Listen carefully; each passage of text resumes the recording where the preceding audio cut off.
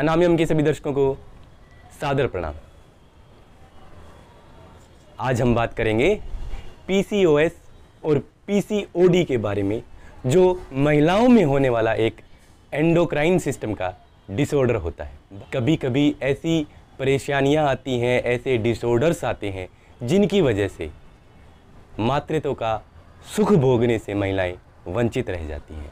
इनमें से मुख्य है पीसीओएस और पीसीओडी।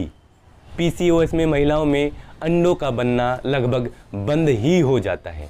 वहीं पीसीओडी में अंडे बनते तो हैं लेकिन इमैच्योर होते हैं। पीसीओएस और पीसीओडी महिलाओं की प्रजनन शक्ति के ऊपर सीधा सीधा असर करती है। आधुनिक चिकित्सा के पास पीसीओएस और पीसीओडी को ट्रीट करने के लिए कोई भी असरदायक इलाज नहीं है। हमारा दिव्य प्राचीन योग विज्ञान ना सिर्फ इस बीमारी का समाधान खोजता है, अपितु इससे भी एक कदम आगे संपूर्ण मनोदैहिक स्थिति को लाभ पहुंचाता है। सबसे पहले जान लेते हैं कि पीसीओएस और पीसीओडी का कारण क्या है। सबसे बड़ा कारण है ओबेसिटी और स्ट्रेस। जैसे जैसे मोटापा बढ़ता चला जाता है, ओवरीज में प्रॉब्लम्स आनी शुरू हो जाती है, सिस्ट बनने शुरू हो जाते हैं। साथ ही साथ यदि मानसिक अवसाद एक शरीर के अंदर आ जाते हैं तो तरह तरह की बीमारियां अपने आप ही आने लग जाती हैं। और तीसरा है एचपीओ एक्सिस, यानी कि हाइपोथैलेमस, पिट्यूटरी और ओरी ग्लैंड्स का एक्सिस। यदि पहले के समय में हम झांकें तो हमारे माँ, हमारी दादी जिस तरह से घर का कार्य करती थी, वो घर का कार्य अभी ख़त्म हो गया है। आजकल इन सब की जगह मशीनों ने ले ली है।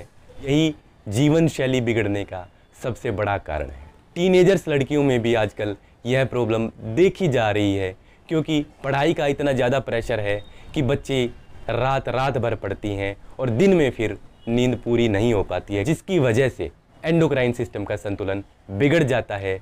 मासिक धर्म में बदलाव आने शुरू हो जाते हैं और पीसीओएस पीसीओडी की समस्याएं बच्चियों पर हावी होना शुरू हो जाती हैं। यदि इसका सही समय पर इलाज ना किया जाए और अन्य रिस्क भी साथ के साथ जुड़ जाते हैं, जिनमें मुख्य रूप से टाइप 2 की डायबिटीज़ होना, कार्डियोवैस्कुलर प्रॉब्लम्स शुरू हो जाना, अचानक से वेट गेन हो जाना, ओस्टियोप्रोसिस हो जाना, मिसकैरेजेस हो जाना, नेक्स्ट लेवल पर एंडोमेटेरियल कैंसर तक की संभावनाएं बढ़ जाती हैं। तो आइए जानते हैं किस प्रकार योग के द्वारा हम पीसीओएस और पीसीओडी को मात दे सकते हैं। वो माताएं बहनें जो पीसीओएस और पीसीओडी से पीड़ित हैं, उन्हें सूर्य नमस्कार अवश्य ही करना चाहिए। सूर्य नमस्कार का धीरे धीरे और सतत अभ्यास मेटाबॉलिज्म बढ़ाता है, एचपीओ एक्सिस को मजबूत करता है। सूर्य नमस्कार के लिए आप मेरी वीडियो देख सकते हैं। अन्य आसन भी दैनिक व्यायाम में जोड़े जा सकते हैं।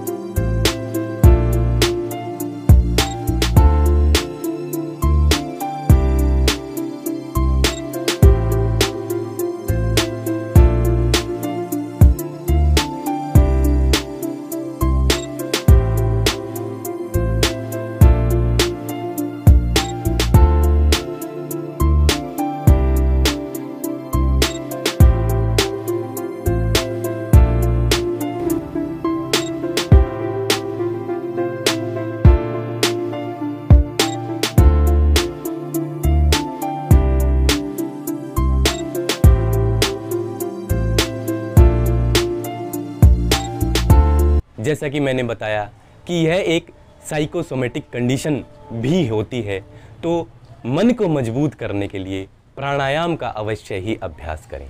प्राणायाम में कपालभाति, अनुलोम विलोम और भ्रामरी का अभ्यास करने से चमत्कारिक फायदे शरीर के अंदर देखने को मिलते हैं। साथ ही साथ ध्यान और योग निद्रा का अभ्यास भी अवश्य ही करना चाहिए। इनके अभ्यास से सभी ग्लैंड्स प्रॉपरली वर्क करना शुरू कर देते हैं और कोर्टिसोल जो हार्मोन्स ज़्यादा मात्रा में निकलते हैं वो भी बैलेंस होने शुरू हो जाते हैं। डाइट का हमें विशेष रूप से ध्यान रखना चाहिए। आजकल का जो खान पान है वो खान पान शरीर को तो खराब कर ही रहा है, साथ ही साथ हमारी सोच को भी बुरी तरह अफेक्टेड कर रहा है। हमारे बड़े बुजुर्ग बोलते थे कि मोटा खाओ और मोटा सोचो। मोटा अनाज चोकर सहित इसका इस्तेमाल करें। दाल, राजमा, सब्जियां, फलियां, सलाद, फ्रूट्स इत्यादि का सेवन करें। बार बार खाने से भी परहेज करना चाहिए। बेल पे लगने वाली सब्जियां, घिया, तोरी, टिंडा, पेठा, ककड़ी इत्यादि का अवश्य ही सेवन करना चाहिए। इसके अलावा पालक, मेथी और चौलाई का सेवन भी महिलाओं को अवश्य ही करना चाहिए। एक नारी ही संपूर्ण परिवार की रक्षक होती है। यदि रक्षक ही अवसाद से ग्रसित होगा तो परिवार का क्या हाल होगा आप सोच सकते हैं। आशा है यह वीडियो आपको अच्छी लगी होगी। आने वाली वीडियोज़ में आपसे फिर मिलता हूं, तब तक के लिए सादर प्रणाम। आरोग्यवान भवतु।